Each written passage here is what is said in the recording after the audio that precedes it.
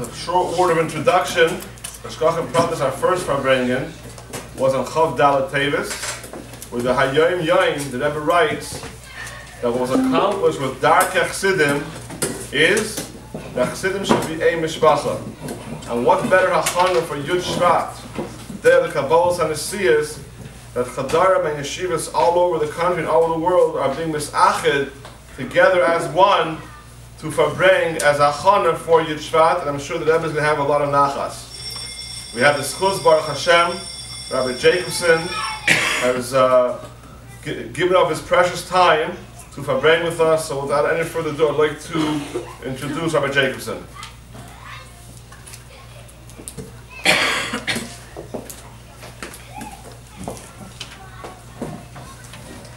Hey, that's worse than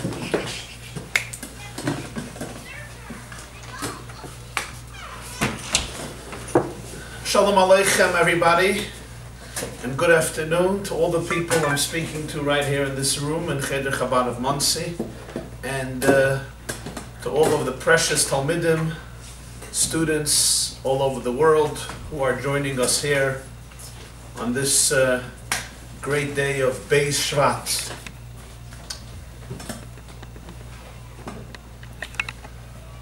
Let me begin with a story about the Heilige Reb Zusha of Anipoli. Reb Zusha of Anipoli's yahrzeit is today on Beis Shvat, and therefore I decided to begin with a story about Reb Zusha of Anipoli. Last year, actually, I had the schus to visit the city of Anipoli, which is the city where Reb Zusha was from. It's in the Ukraine. And that's the place where the Mezritcher Maggid is buried. He lived in Mezrich, but his passing was in Anipoli. That's where he lived at the end of his life. And he's buried right near Reb Zusha, who passed away a few decades later. Reb Zusha was a student of the Maggid of Mezrich. And as you know, on the Sefer of Tanya, there are two haskamas. The Alter Rebbe sent the Tanya, before it was printed, to two people, asking them to give a haskama, to give an endorsement on the Tanya. Who were the two people, you know? You remember? Reb Zusha of Anipoli, and who was the second one? Not Rabbi Yitzchak Baditchev. No, you would think Rabbi Yitzchak Baditchev, right? That's why you said his name. But it wasn't Rabbi Yitzchak Baditchev. You know what the second one was? Anybody? Anybody over there knows? In Johannesburg, you know? I can't hear them. I can hear them now. Knew who? He could turn around if you want to. No. The Maggid, you know why he couldn't get the Maggid to give a haskam on the Tanya? Even he passed away a few decades earlier. The second person was Rabbi Yehuda Leib HaKoyen, who together with Reb Zusha and Alter Rebbe, all three were students of the Mezritcher Maggid Rebbe Doiv Ber, who passed away also on Yutas Kislev. So today, Beis Shvat is the yahrzeit of Reb Zusha of Anipoli. So we'll begin with a Geschmacka Maisa about Reb Zusha. Reb Zusha of Anipoli was a Jew who, unfortunately, he was a Kaptzin. He was very, very poor. Extremely poor man. And once, Friday afternoon, he was sitting in shul, and he was being Maiva the Cheder, he was learning the Parsha, and somebody came in and gave him 50 ruble, which was the currency in Russia, to buy some food and things for Shabbos. Reb Zusha was thankful to him, and he continued learning with the 50 ruble. At some point, Reb Zusha had to leave the Beis Medrash, I guess, to tend to his personal needs for a few minutes. So he left the money in the Sefer, and he walks out. So another person sitting there says, Reb Zusha, don't leave the money here. He says, why not? He says, there could be a ganev, a thief who could walk into the shul and take your money. Reb Zusha was such an innocent person, he didn't think that somebody is capable of stealing, right? They say there was one of the tzaddikim, when he was a young child, he was walking with his father, they went by a prison, and he saw gates and barbed wire everywhere with heavy locks. He tells his father, why do they have so many locks? He says, it's prisoners, they shouldn't escape. He says, why don't they just not put negelvasa by their beds and they won't be able to escape? So Reb Zusha didn't think that somebody is capable of stealing, So he just leaves the money. This man says, no, you don't understand, it could be ganovim. So Reb Zusha says, okay, no problem. He takes the money and he puts it by the pasuk loy signov. He's certain that if a ganov comes in and he sees loy signov, right, he won't touch the money. And he goes out. He comes back, half of the money is gone, and the other half, the other 25 ruble, is by another pasuk. Ve'ahavta l'reacha kamoicha. So Reb Zusha looks at the money and the pasuk and he says, look at the difference between me and the other person. When I get 50 ruble, what's my initial machshava, what's my initial thought? Loy signov. That it's not for you, you're not allowed to take it. But look at this holy Jew. When he gets 50 ruble, what's his thought? V'ahavta l'reacha kamoicha. I should share 25 ruble with Zusha. So this gives you a taste of the type of purity and holiness of Reb Zusha of Anipoli. He couldn't even imagine the corruption that a person is capable of, to the point that he was elevating the stature of the Ganev over himself. That his thought is, it's mine, it's not yours. And the other person's thought is that it's both of ours, we should share the money. Reb Zusha of Anipoli, whose yahrzeit is Beis Shvat, therefore personifies a certain type of Ahavas Yisroel. And we're going to explore what Chassidim used to say about 3 different types and levels in Ahavas Yisroel, and then we're going to explore a 4th level of Ahavas Yisroel. The first one is Reb Zusha. I just told you, Reb Zusha didn't see evil. Why? When you're pure, you see purity everywhere. Right? If you lie, you think everybody lies. If you never lie, you don't think people lie, right? If you steal, you think people steal. If you're dishonest, you think people are dishonest. Reb Zusha was so pure, it just didn't come to his mind that a person is capable of stealing. So this was his level of Ahavas Yisroel. He saw the good everywhere. Wherever he went, he saw good because he was so good. So he saw good everywhere. That's the first level of Ahavas Yisroel. This is Reb Zusha. When you're good, you see good in everybody. The second level was Rabbi Yitzchak of Berditchev. Rabbi Yitzchak of Berditchev, he's known as the Oyev Yisrael. The Oyev Yisrael. I remember once on Rosh Hashanah, Tovshin Mem Aleph, 1980, the Rebbe was saying a maimer, and in the middle of the maimer he said, it's mefursam b'chol ha'olamus that Rabbi Yitzchak of Berditchev is Oyev Yisrael. It's known in all the world that Rabbi Yitzchak of Berditchev is the lover of the Jewish people. What was his level of Ahavas Yisroel? His level of Ahavas Yisroel was, he saw that there's not good. It's not like Reb Zusha didn't see anything. He saw negativity, he saw Ra, but he always had a positive spin. He always had a positive twist. There's a famous story of Yitzchak of Berditchev. You probably heard the story, that once he saw a Jew who was on Yom Kippur, he was standing outside and he was eating a sandwich. So he looks at this Jew and he has to find a limud zchus, he has to find something positive. So he says, you probably forgot that today is Yom Kippur. He says, no, I remember that it's Yom Kippur. He says, I'm sure you forgot that you're not allowed to eat on Yom Kippur. You forgot. You knew it's Yom Kippur, you forgot that you're not allowed to eat. He says, no, I remember that you're not allowed to eat on Yom Kippur and I'm eating anyhow. What are you going to say now? So he lifts his eyes up to heaven and he says, Father in heaven, Micha Amcha Yisrael. Look how wonderful your nation is. Even a Jew who intentionally eats on Yom Kippur will never ever say a lie to protect himself. He won't defend himself by saying, I don't remember, I didn't think, I didn't know. He's honest. So Rabbi Yosef Berditchev always found something positive. There was once a Jew he met, Taki Yom Kippur, big balaveri. He was known, he did lots of sins. And he says, Rebbe, what are you going to say to me? Rabbi Yosef Berditchev says, I'm so jealous of you. He says, why are you jealous of me? Because he says, the Gemara says in Yuma, at the end of Masechta Yuma Daf Peivav, that through tshuva, when you do tshuva, zdoinois naso like ezachios. Your aveiros become like mitzvahs. So he says, I'm jealous of you because I could never have as many mitzvahs as you. Because if you'll do tshuva, all of your aveiros will become mitzvahs. So this Jew who is quite cynical looks at him and he says, Rebbe, come back a year later and you'll be even more jealous of me. You understand? So this was related to a Badit Sheva. But the end of the Maisa was that the Jew became a Baal Tshuva.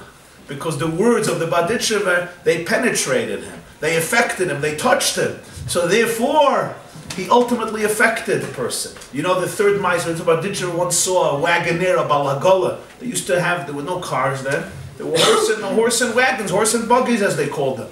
So this was a wagoner, and you have to, once in a while, you have to take care of the tires of the wagon. So he was greasing the tires of the wagon so that the horse should pull the wagon, and the wagon should travel on the roads, the dirt roads. There weren't a lot of paved highways. If you still go to Anapoli, there are not many paved highways, or Barditchev. I mean, there are some, but Ukraine is still ancient in many ways still underdeveloped. So this Balagola, he doesn't have time to daven Shacharis and to do the work. So he's in Talis and Tefillin. He's davening, right? And he's lying on the ground under the wagon, and he's greasing the tires. So what would an ordinary person say? Feh, right? It's like somebody davening and he's busy texting. He's busy texting in the middle. It's inappropriate. It's a pasnish. Even if you come to talk to me and you're sitting in front of me and I'm trying to talk to you, trying to talk to me, and I start texting or you start texting, it's disrespectful. Certainly Hashem gives you a time that you could speak directly to Him, and a person is on the phone. It's a pasnish, especially if you're on the ground greasing your wheels. That's what an ordinary person's attitude would be. What did the Badit Sheva say when he saw it? You know what he said? You know what he said? It's a good thing that while he's doing work, he's not. Very good, very well. He said it these words. Mi Chamcha Yisrael, look how holy a Jew is. Even when he's greasing the wheels of his wagon, he's busy saying Shema Yisrael.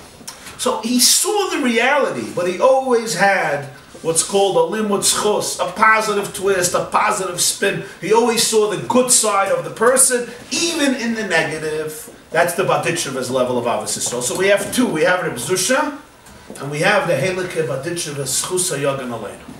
Now there's a third level of Ahavas Yisroel. What's the third level? This was the Alter Rebbe. What's deeper than Reb Zusha and the Badit Sheva? Know anybody? What's the Alter Rebbe's level of Ahavas Yisroel? Yeah. Saw the bed with the chair.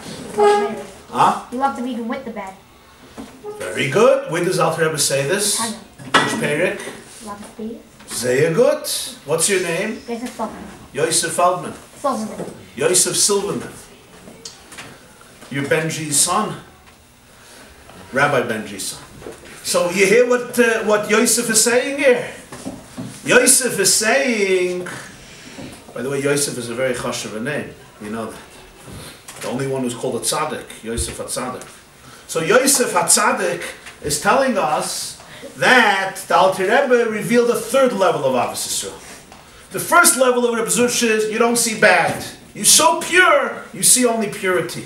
You know the Maisa with Menachem Shenabala? You don't know the Maisa. The Heilige of Menachem Shenabala was once Friday night. He walks into a room, yeah, and thank you. And he's feeling the walls. He's walking around and he's feeling the walls. So he shouldn't bump into a wall.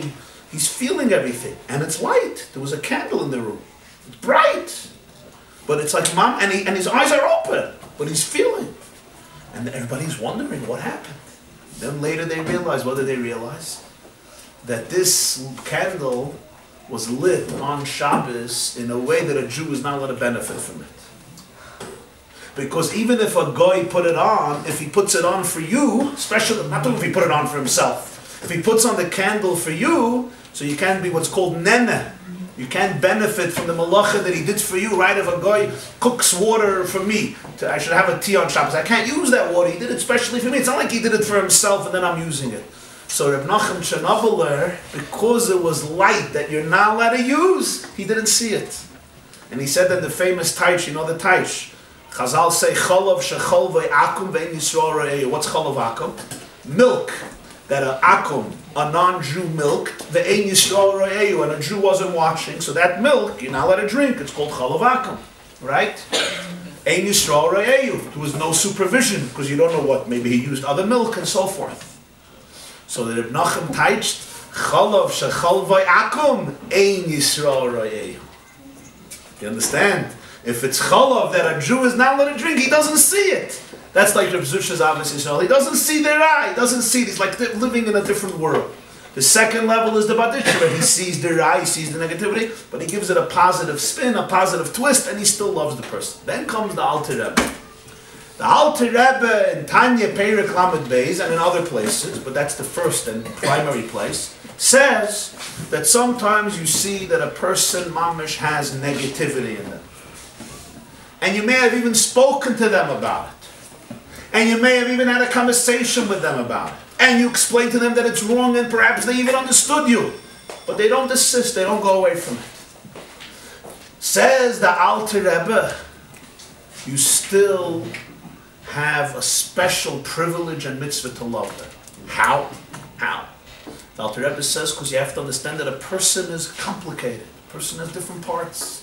Even if a person is following their Yetzer Hara intentionally and they know it, they still have so much holiness in them. They still have so much goodness in them. They still have so much purity in them because they still have a nefesh halakis, which is mamash, a piece of Hashem. And the Alter Rebbe says, for more, you should feel compassion for their soul.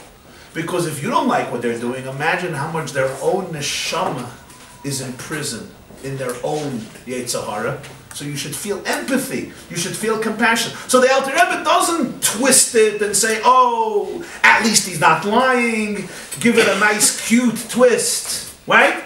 Which has a gewaldige meiles, something unique. But the Alter Rebbe is saying in a very real world where you could see that a person has negativity in them, and they follow it and they pursue it, the Ahavas Yisroel still doesn't change because the Ava is mitzad the toiv, even though the sin is mitzad the ra, as he explains at length in Perek Lamed Beis of Tanya, that the Rebbe used to say often, is Perek Leiv, which is the heart of Tanya, the heart, the chayis of Tanya. So that's the third pchina of Ahavas Yisroel, that in every situation he has an neshama. This doesn't only mean somebody else, it means somebody else, it also means you yourself. It means you yourself. Sometimes you have negativity in you, right? And you let that take over your whole metzius. And you start looking at yourself and you think, I'm this, I'm bad at this, I'm bad at this, I'm not good. Chas v'sholem.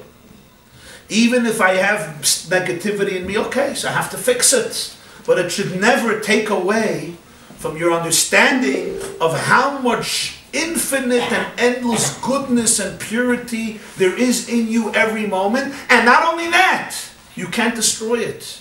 Even if you try very, very hard.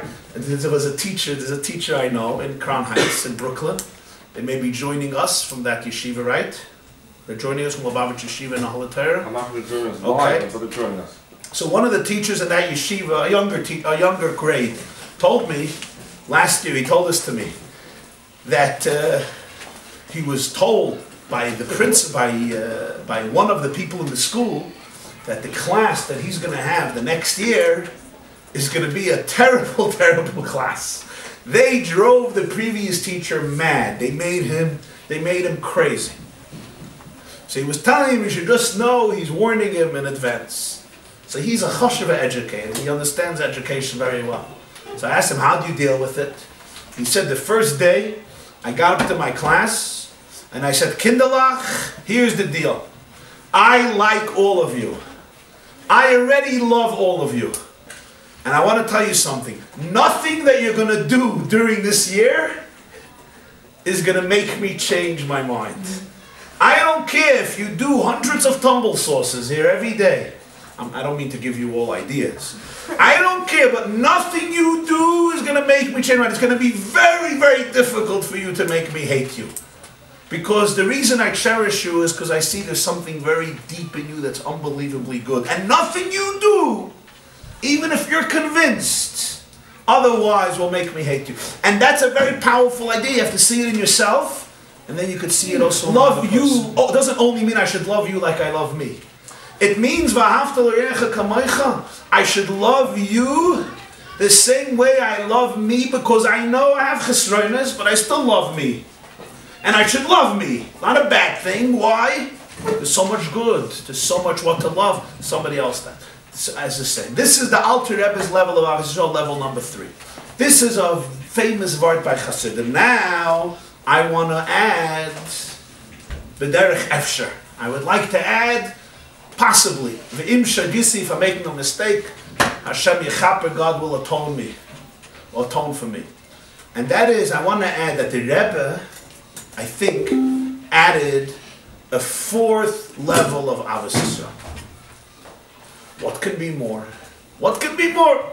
Reb Zusha didn't see the bad. The Baditchever saw it, but gave it a twist. The Alter Rebbe said, I see the Ra the way it is, I'm not covering it up, but I still say there's so much toif. What can be more than that? What can be more than that? But in the Rebbe's Sichis, he spoke something once about Ahavas Yisroel, and I think it's fair to say that it's a fourth level. And I want to explain to you what that is. This was a Sicha talk the Rebbe gave in the spring of Tovshin Mem Beis. Tovshin Mem Beis. I was a little younger than you are today, a few years younger. 1982. You were still in what's called Machshava Hakduma de Adam Kadma. You know what that means? You were in God's thought. Nobody knew about your existence then besides Hashem. And during that Fabrengen, I think it was Tazriya Mitzayra after Pesach, it was Pirkei Avos learning, spoke about the Mishnah, V'hevidanas kala adam l'kafschus. In Pirkei Avos, what does that mean? You should judge every person positively. So for example, if this ever happened to you, did anybody ever slam the door on your finger? Yeah. You ever lucky enough? Me too. It hurts, right? It hurts nicely. Yeah? If it was a good slam and your finger was like mamash in the right place, right? So I could think, wow, this guy knew my finger was there, right? And he did it intentionally. Or I could think it was really an innocent mistake. So what does the Mishnah tell us? Give people the benefit of the doubt. Okay? Don't right away assume they're evil, they're malicious, they're bad, they're horrible, they're Rishayim Gemurah. Give people the benefit of the doubt. If you could look at it this way, look at it that way, give them the benefit of the doubt, and it's a good rule in life. Why is it a good rule in life? First of all, you'll be a much less angry person. If you give people the benefit of the doubt, you don't get upset at them. And the second thing is, it'll be easier to fix. Because if I think you're a bad kid, and I tell you something thinking that, you're not going to want to listen to me, you'll get defensive. But if I assume that you really mean well, so I speak with you respectfully, it's probably much more likely that you're going to listen to me. So this is just a general rule in life. But the Rebbe asked a question. Why does the Mishnah use the words v'hevei dan? Dan means to judge somebody, from the word din. Here you're not really judging them, on the contrary. You're saying that they meant well, they were trying to do something positive. The guy was just trying to close the door, maybe because he knew you wanted privacy. Maybe he was even thinking about you. It was a pure innocent mistake. He meant well, maybe he doesn't know what's going on, maybe he doesn't understand the situation, maybe he doesn't realize what he's doing, maybe he doesn't have enough seichel, whatever it is, but he's innocent, right? So why does it say the word dun, which means judge, from the word din, the dun, like judging? On the contrary, you're not judging him. Judge has a certain stern connotation, right? Like din, gvura. So the Rebbe suggested that pshat in the Mishnah includes something much deeper. And I want you to tune into this. Because if you could live with this, you'll understand what it means to live like a chassid. And today, the focus of this Fabrengen is what it means to live like a chassid. So this is one major aspect, I think. He said, v'hevei don, even when you're judging somebody, it should be l'kafschos. What does this mean? Said the Rebbe in a famous Sikha that's already printed in Likud Sichas, Chelek Chav Zayin Parshas Emer, volume 27 of Likud Sichas, but it's from a Pirkei Avos Sikha that he once said at a Fabrengen in 770, Shabbos afternoon, in the spring of 1982, Tovshin Mem Beis. And this is the pshat.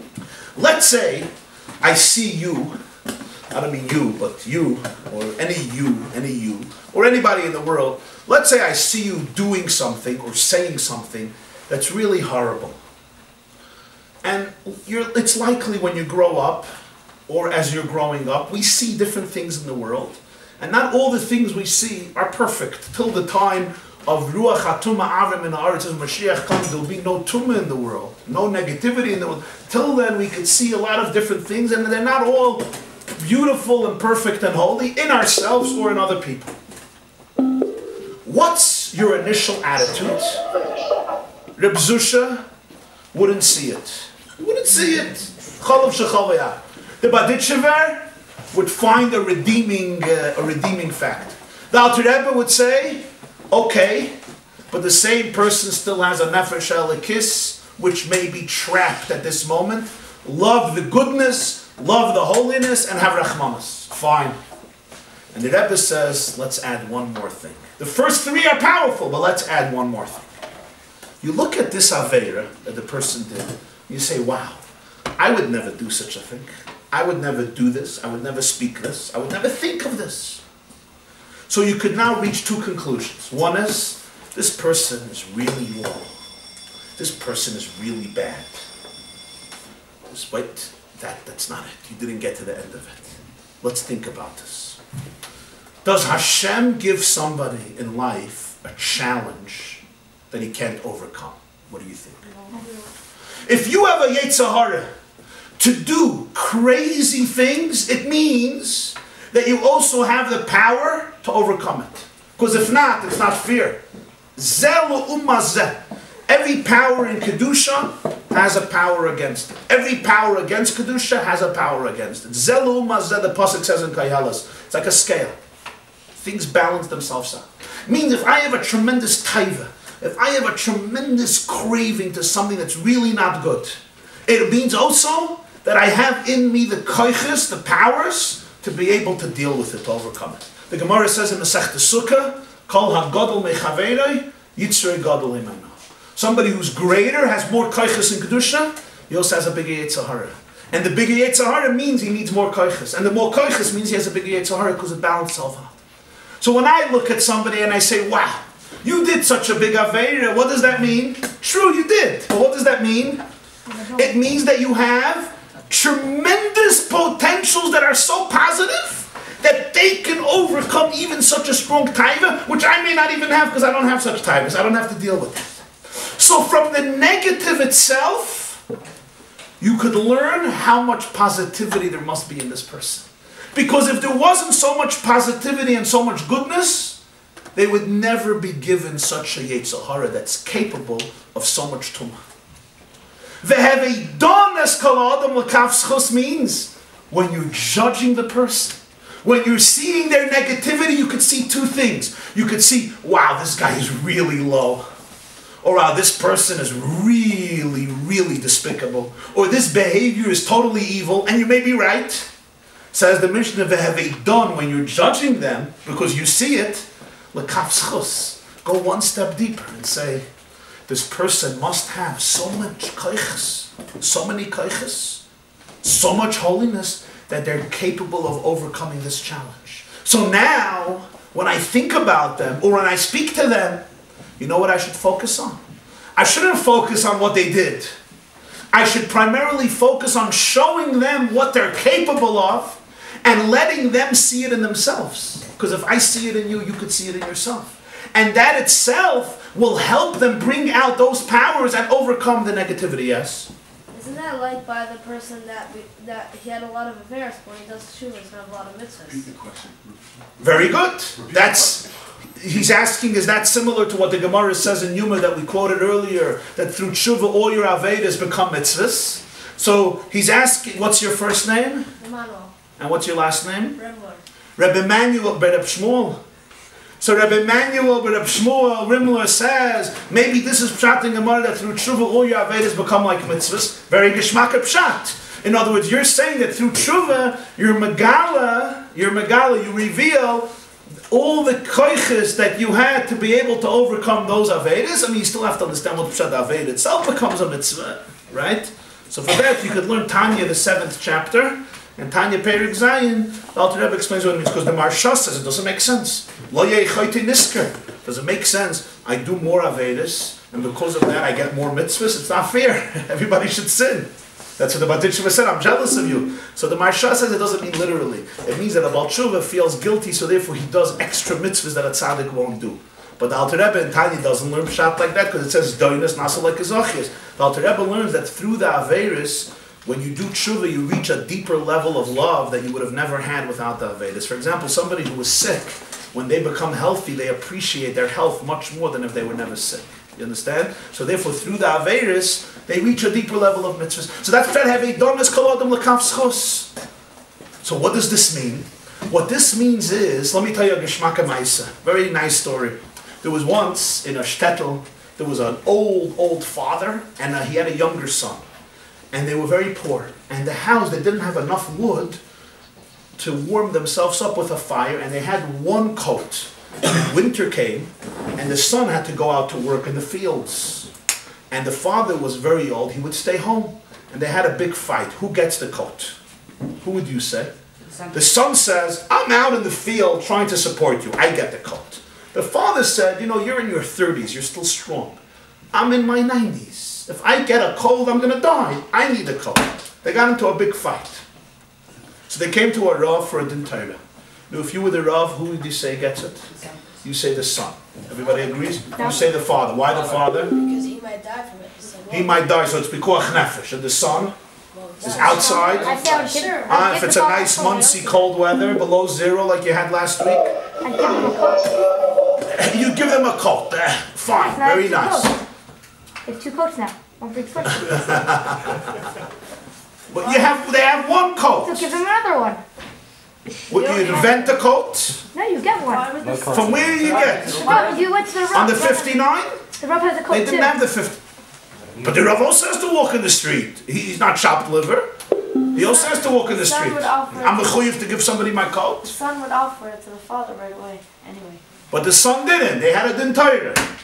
So the Rav paskined that the son gets the coat. Why? The father could do things. Let him figure out a way of sheltering himself, but at least he's indoors. The son is outside. There's nothing he can do outside. It's cold. He has to get the coat. So the son got the coat, and they go out of the Rav's house and they go back home. On the way, it's cold. So the father is shivering. He's shivering, he's an old man. And the son looks at this, and he thinks to himself, I wondered in Torah, but it's still despicable. I'm going to watch my father shiver in cold when I'm wearing a coat. So he takes off the coat and he puts it on his father. As they're walking home further, the father now sees his son trembling. His father thinks to himself, you know, I'm so selfish. I sit inside the house all day. My boy works outside all day. How can I be so selfish to take the coat for myself? So he takes off his coat and he puts it on his son. And the son sees his father trembling, so he puts it on his father, puts it on his son. Celebrity confirmed, now they both don't have the coat because it's going back and forth. So they go back to a new din Torah. They go back to the Rav again, who gets the coat? The father is saying, my son gets it. The son is saying, my father gets it. They get into this whole fight. You get it, no, you get it, you get it, you get it. The Rav is sitting there and he says, you know what? I have somewhere in my closet an old coat. An old coat. A second coat. He goes, he looks for it, he finds it, and he gives them his second old coat, and they both go home wearing coats. On the way out, the old man looks to the Rav, and he says, I have a kasha. What's his kasha? Why didn't you get it first? Why didn't you do this the first time? We came here screaming about coats. You could have said, I have an old second coat that I don't use, which was actually Rabbi Yosef's brilliant advice. Right? Get him a coat. And he had a coat. So you know what the Rav answered? What do you think he answered? Anybody? Hey, Australia. Any answers? Anybody? What did the Rav say? Yes? First time we were fighting, so I don't mind this. Now that we wanted to give it. What's your name? Zalman what? Zalman Goodfried, bit of Adam. You know, we're also children of Adam. Just a little further back. So Reb Zalman Goodfried tells us, which is what we're talking about, to be a good friend, to be a good friend. He says the first time the Rav didn't want to because they were fighting. But now they weren't fighting. But I'm asking you a question. Let's say they were fighting. Why shouldn't you want to help them? The answer is a little deeper. The Rav said, I'll tell you. The first time, each one of you was screaming, it's my coat. The father was screaming, it's my coat. The son was screaming, it's my coat. So what was I also screaming? My coat. It's my coat. I didn't even think of sharing the coat. It's not that I thought, I didn't think. You're screaming my coat, and I'm thinking my coat, my coat. Now you came back, the father is screaming your coat. And the son is screaming, your coat. So suddenly, you know what my mind started to say? Your coat. Let me share my coat with you. It came to me. In other words, the way we have an attitude, the way we treat other people, that's what we inspire them within themselves. The way I look at you is how you're going to look at yourself and how you'll treat me and other people. The energy, the chayas that I show you, that I personify, that I live up to, this helps you see things in yourself. So when I come to you and I genuinely focus not on the negativity, not because I don't see it, I see it, but in the negativity itself, what do I focus on? That it means you have so much koiches, positive koiches, to be able to deal with this nisayon, with this challenge. If I see it in you, then I help you see it in yourself. You could look at yourself in a different way. And this means also seeing yourself in this way. What does it mean seeing yourself in this way? That throughout your whole life, whenever you have a challenge, physical, psychological, emotional, spiritual, in any area in life, in yeshiva or at home, in yourself or with other people, you could look at it in two ways. One way is, I have this terrible thing going on in my life. It's frustrating, it's annoying, it's horrible. And you may be right, but there's a deeper way of looking at it. What's the deeper way of looking at it? If this is what I have to deal with, it means that if I dig deeper, I will find the powers to be able to deal with it and to be able to overcome it. Never think that there's a challenge you have that you don't have the koyach to do something about. Don't be a victim. Never be a carbon. Because if it's in you or outside of you, you want to focus always on the ability to be able to deal with it.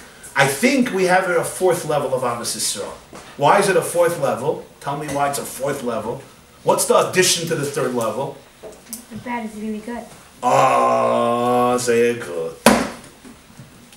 You hear his answer, Cheder? I'll repeat it. In the third level, the bad is bad, the good is good. You have a nefesh Bahamas, you have a nefesh Elikis. You have kedusha, you have other things. In the fourth level, hachoshech atzmayoy. Over here, taka the bad is not good, but within the ra itself, I could see within it. What does it allow me to see?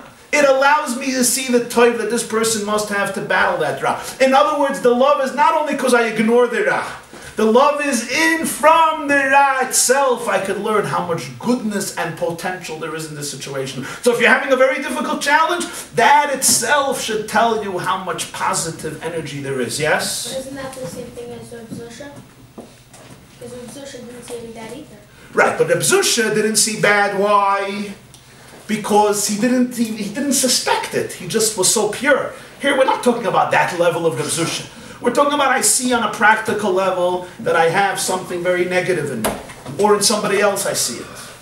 But what do I learn from it? I don't just see that itself. I understand that if I go deeper, I can discover in me or in the other the koiches to be able to overcome it.